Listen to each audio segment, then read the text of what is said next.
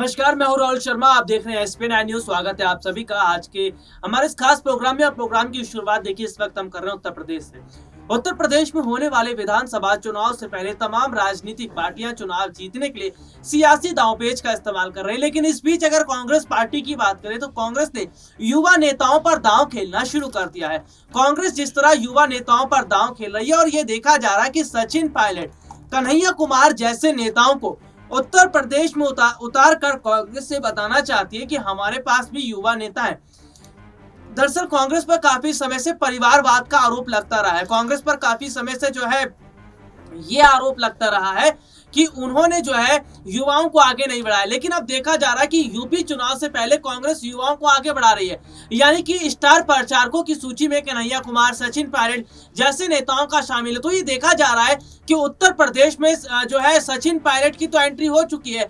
सचिन पायलट कई रैलियां भी कर चुके हैं और अब कन्हैया कुमार की बारी है। तो सचिन पायलट और कन्हैया कुमार, इन दोनों नेताओं को साथ में मिलाकर प्रियंका गांधी यूपी चुनाव जीतने की पूरी कोशिश करेंगी। दरअसल ये देखा भी जा रहा है कि चुनावों से पहले कांग्रेस पार्टी उत्तर प्रदेश में लगातार युवाओं को अपनी तरफ कर रही है, महिलाओं को अपनी तरफ कर रही है, जनता को अपनी तरफ करती नजर आ रही है। तो चुनाव से पहले जनता जो है, चुनाव से पहले प्रियंका गांधी वो जनता को अपनी तरफ करने का जो काम कर रही है उसमें बहुत बड़े हद तक वो सफल साबित हो चुकी है। तो ये माना जा रहा है कि वाकई यूपी चुनाव से पहले कांग्रेस उत्तर प्रदेश में कुछ कमाल कर सकती है। देखिए 150 से ज्यादा सीटें निकालती कांग्रेस उत्तर प्रदेश में नजर आ रही है। एक और जहां तमाम राजनीतिक पार्टियां वो जातियों के आधार पर वोट बटोरने की कोशिश कर रही है, जातियों के आधार पर जनता को अपनी तरफ करने की कोशिश कर रही है। तो दूसरी तरफ अगर हम कांग्रेस की बात करें तो वो मुद्दों को आधार बनाकर चुनाव लड़ रही है, मुद्दों को आधार बनाकर वो चुनाव में काम करती नजर आ रही है। और जाहिर सी बात है जिस तरह से कांग्रेस मुद्दों को आधार बनाकर चुनाव लड़ रही है इसका फायदा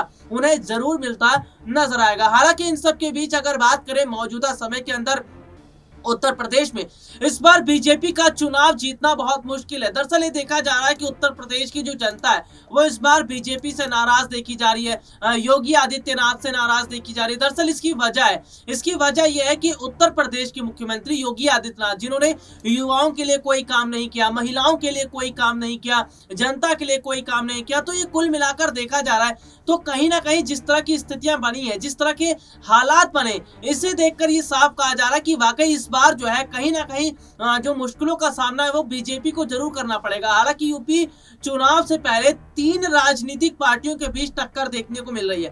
पहली है बीजेपी, दूसरी समाजवादी पार्टी और तीसरी है कांग्रेस पार्टी। लेकिन जो दो मुकाबला है, कड़ा मुकाबला, टक्कर का मुकाबला, वो बीजेपी और समाजवादी के बीच है।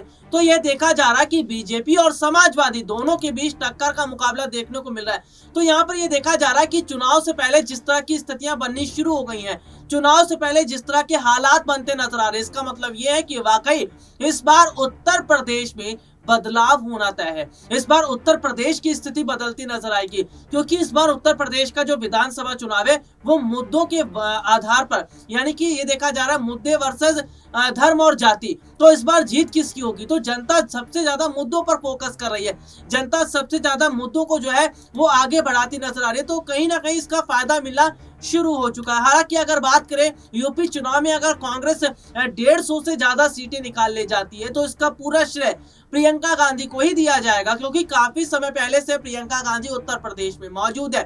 प्रियंका गांधी उत्तर प्रदेश में मौजूद रहकर जिस तरह से पार्टी को जो है आगे बढ़ाती नजर आ रही है, पार्टी नेताओं को आगे बढ़ाती नजर आ रही है, तो इसका मतलब यह है ना कि वाकई मौजूदा समय के अंदर किस तरह से प्रियंका चाहती है कि उत्तर प्रदेश में कांग्रेस को फायदा मिले। हालांकि ये जरूर देखा जा रहा है कि कांग्रेस की जो स्टार प्रचारक की सूची है उसमें सबको शामिल किया गया है, चाहे युवा हो चाहे वो वरिष्ठ हो, तो सबको शामिल किया गया है। युवाओं पर भी फोकस है, वरिष्ठ नेताओं पर भी फोकस है, और जिस तरह से कांग्रेस पार्टी एक सोची समझी रणनीति के तहत काम कर रही है, इसका मतलब यह है कि वाकई इस बार यूपी चुनाव में कांग्रेस जरूर कुछ करिश्मा करती नजर आएगी। हालांकि देखा जा रहा है कि पंजाब चुनाव भी कांग्रेस के लिए बहुत अहम है, उत्तराखंड का विधानसभा चुनाव भी बहुत अहम है, क्योंकि कांग्रेस केवल 3 चुनाव पर सबसे ज्यादा फोकस कर रही है। यूपी, पंजाब और उत्तराखंड, ये तीनों चुनाव ऐसे हैं जो बीजेपी और कांग्रेस दोनों के लिए बहुत अहम बताए जा रहे हैं। और जाहिर सी बात है इन दोनों चुनाव में जीत हासिल करने के लिए बीजेपी भी एड़ी चोटी का जोर लगा रही, तो कांग्रेस भी पीछे नहीं है। लेकिन इनमें से सबसे बड़ी बात जो है वो ये देखी जा रही है कि कहीं ना कहीं मौजूदा समय के अंदर जिस तरह बदलाव हो रहे हैं, जिस तरह से स्थितियां बदलती नजर आ रही है, इसका मतलब ये है कि वाकई इस बार बदलाव होना तय है। वाकई इस बार परिस्थितियां जो है वो बदलती नजर आ रही है। हालांकि इन सब के बीच अगर बात करें उत्तर प्रदेश में, अगर कांग्रेस की शानदार वापसी हो रही है, देखिए 32-33 साल बाद एक अच्छी स्थिति में आज कांग्रेस है, यानी कि दूसरे तीसरे पायदान पर आज पार्टी खड़ी है। दूसरे तीसरे पायदान पर अगर पार्टी खड़ी है तो इसका पूरा श्रेय प्रियंका गांधी को ही जा रहा है, क्योंकि वो प्रियंका गांधी जिन्होंने मुद्दों को सबसे पहले आगे रखा, जिन्होंने सबसे पहले जनता की सेवा रखी।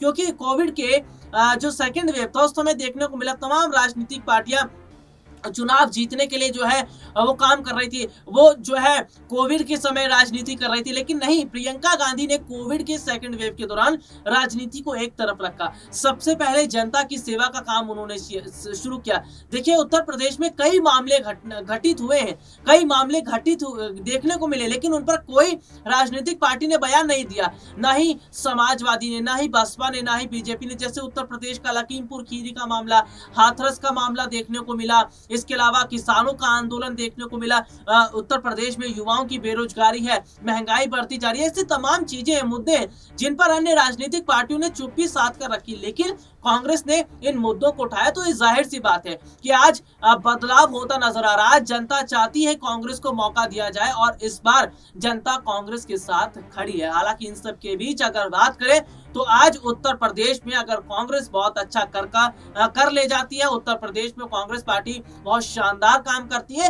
तो इसका फायदा आने वाले समय में उन्हें जरूर मिलता नजर आएगा। तो यानी कि यूपी चुनाव के अलावा कई राज्यों के चुनाव से जुड़ी तमाम अपडेट, तमाम जानकारियां हम अपने दर्शकों को बता रहे हैं। लेकिन इस बीच मैं अखिलेश यादव का जिक्र जरूर करना चाहूंगा। देखिए क्या है कि अखिलेश यादव को लेकर काफी समय से खबरें आ रही थी, कभी मैनपुरी से चुनाव लड़ने की बात कही जाती, कभी आजमगढ़ से, लेकिन आखिरकार करहल विधानसभा सीट से उन्होंने पर्चा भरा।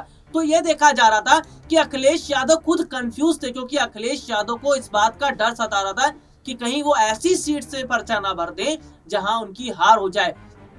यही वजह है कि अखिलेश यादव जो है उन्होंने सेफ सीट देखी, करहल विधानसभा सीट, वहां से चुनाव लड़ने का मन बनाया। लेकिन माफ कीजिएगा, लेकिन अखिलेश यादव को टक्कर देने का मन देखिए अपर्णा यादव ने बनाया। अपर्णा यादव चाह रही है कि पार्टी उन्हें करहल विधानसभा सीट से चुनाव लड़ने का मौका दे, उतरने का मौका दे, भले ही जो है अपर्णा को इसमें नुकसान का सामना करना पड़े। लेकिन ये कितनी बड़ी बात है कि अपर्णा बिना झिझक के आज अखिलेश को टक्कर देने की बात कर रही है। तो वाकई जब से अपर्णा यादव बीजेपी में शामिल हुई है तब से भी समाजवादी पार्टी की मुश्किलें बढ़ रही है, तब से समाजवादी पार्टी नेताओं की मुश्किलें बढ़ती नजर आ रही है। तो हाल फिलहाल की अगर हम बात करें, उत्तर प्रदेश का विधानसभा चुनाव बहुत दिलचस्प होता जा रहा है। 7 चरणों में चुनाव होने वाले हैं, कुल विधानसभा की 403 सीटें।